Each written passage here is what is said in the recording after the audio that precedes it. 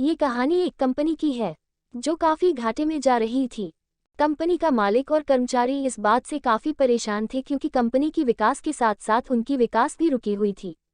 एक दिन उस कंपनी के मालिक ने कंपनी के दरवाजे पर एक सूचना लगा दिया जिस पर लिखा था, कल रात उस कर्मचारी की मौत हो गई जिसकी वजह से इस कंपनी की और आपकी विकास नहीं हो पा रही थी और शोक मनाने के लिए हम सभी 1 घंटे बाद सभागार में मिलेंगे।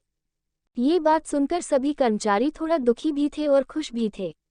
दुखी इसलिए थे क्योंकि उनके साथ का ही कोई अब इस दुनिया में नहीं रहा, लेकिन वो इस बात से खुश भी थे कि अब वो व्यक्ति नहीं रहा जिसकी वजह से उनकी और उनकी कंपनी दोनों की विकास नहीं हो पा रही थी।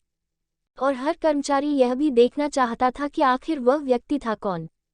1 घंटे बाद सभी कर्मचारी सभागार में पहुंच गए। सभागार में एक कॉफिन रखा हुआ था और बारी बारी से सभी कर्मचारियों को उस व्यक्ति को देखने का मौका मिला, लेकिन जब भी कोई कर्मचारी उस कॉफिन के अंदर देखता तो वो मायूस हो जाता और सर झुकाकर वहां से चला जाता, क्योंकि उस कॉफिन के अंदर एक आईना रखा हुआ था। जो कोई भी उसके अंदर देखता तो उसे अपना ही चेहरा नजर आता। उस कॉफिन में खुद को देखकर कर्मचारी ये बात समझ गए कि कंपनी की विकास किसी और की नहीं बल्कि उन्हीं लोगों की वजह से कम हो रही है जो उस कंपनी में काम करते हैं।